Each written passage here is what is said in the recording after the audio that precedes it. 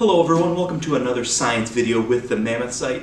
In honor of Fossil Fright Night coming up on October 24th, I wanted to take a little bit of time to talk about some of the science behind one of our more popular stations for that event, which is our slime station.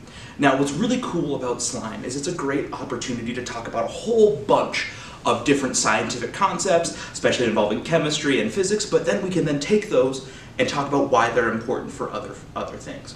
So first, I want to talk a little bit about states of matter and why that's kind of important for the slime. So to make slime, basically what you need is water, PVA glue, and borax powder.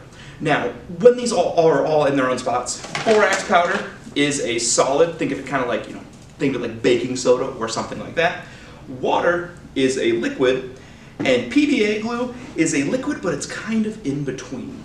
When we look at all of these things, we can kind of look at a variety of different properties of solids, liquids, and kind of get into some of the different things we look at. So when we look at a liquid, for example, if I take this water, I can pour it in here, it flows easily, and it will take the shape of this container.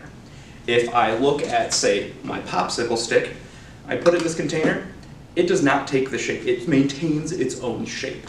And when we look at glue, like my big gallon of PVA glue here, what we'll see is as I go to pour it, it doesn't quite pour as readily as our water. Now, as I pour it, it will still take the shape, but it doesn't flow quite as fast. So when we look at water, water flows pretty easily in its container. If I go too far that way, it'll spill out like that. With our PVA glue, it flows, but it flows a whole lot slower. And this helps us illustrate a concept with liquids and fluids that we call viscosity. Viscosity is the resistance of a fluid to flow. Basically, you can kind of think of it like the friction of the molecules in that fluid, and basically how readily they want to separate and kind of basically flow and move around like that. Water has a very low viscosity. It flows pretty easily. PVA glue is it's much slower with how it flows. You can probably think of a lot of different examples of things that are resistant to flow when you think about fluids. For example, if you look at like maple syrup, that one flows pretty slowly, much like maple syrup, tree sap, things like that. And you can think of things that flow really, really readily. We even look at this little food coloring I have. This flows super, super quickly.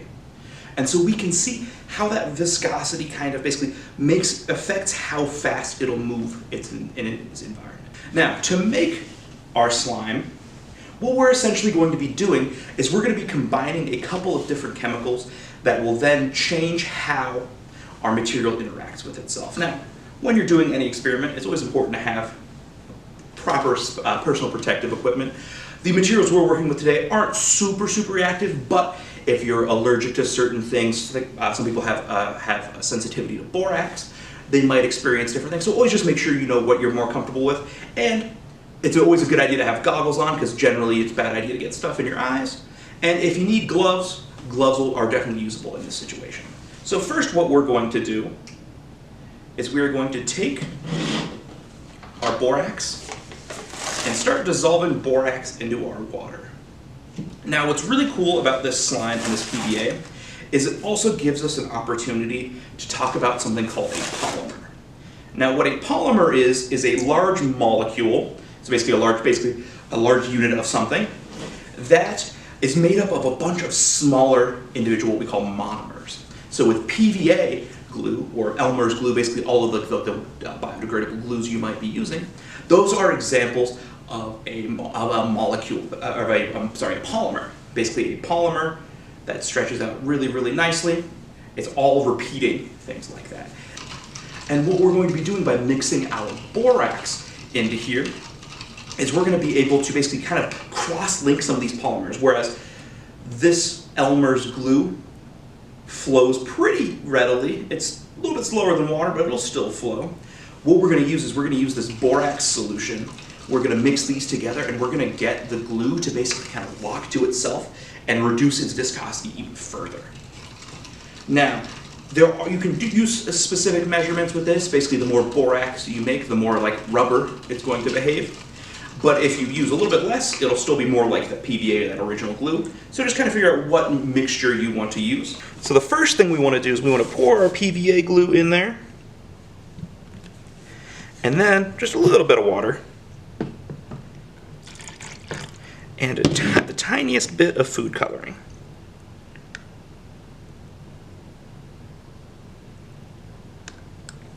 Now I'm going to mix this up with my hand, just to get that way we get a good kind of a base layer. Now, PVA glue kind of likes to, it flows slowly, but it eventually will flow more like a liquid.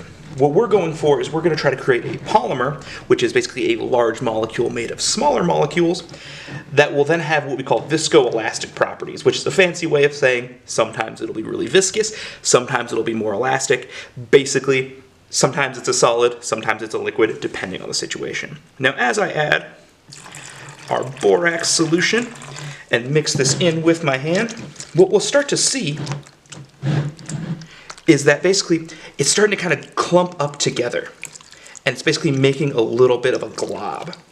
Now, one of the things you can do, and you can kind of see it forming along the edge, one of the things you can do if you would like for your slime is you can kind of play with the measurements that you're using. So a little bit more borax will make it a little bit more like more of like a rubber, and if you add more glue, it'll make it more flowy and goopy. You can kind of see we're kind of somewhere in the middle, so I'm going to add a little bit more borax for this. And just kind of keep mixing it together with my hands until we get to a consistency that we like.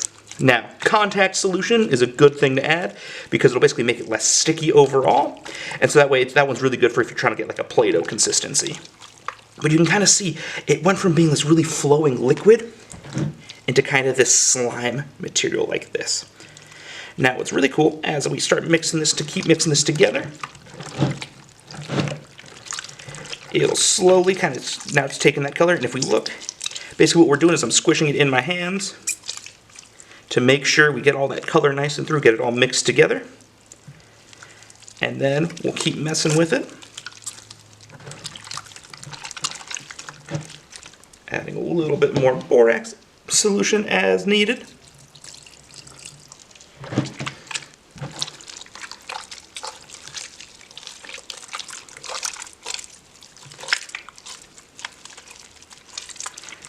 And now we're getting that nice little kind of that mass. Squeeze out some of that extra water. And now there we have our slime. It's kind of a little bit more Play-Doh-y. So with our slime, one of the things that we can talk about with slime, so we talked about viscosity, the resistance of something to flow. We can also use slime to talk about elasticity, which is basically if you stretch it out, will it return to its shape?